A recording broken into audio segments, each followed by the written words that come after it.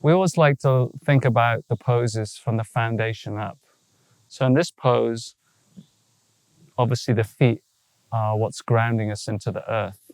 So with Tadasana, you really want to feel the energy from the feet all the way up to the crown of the head. So everything's stacking on top of one another.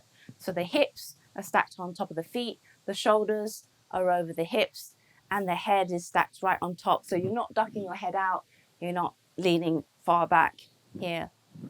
What do you do with your toes, Pam? You were saying something the other day. Yeah, so just spread the toes wide and really feel. You can even rock forward and back a little bit and just to see where the weight is. So you're not too far forward or you're not too far back, just natural. What about the distance between your feet? So it can be feet together, but some people might find it more comfortable, more stable to have the feet hip width apart. So that's all, they're both fine. So very important to build from the foundation up. So you saw that Pam was saying about her feet, about where her hips were, where her shoulders are over her hips, and where the head is.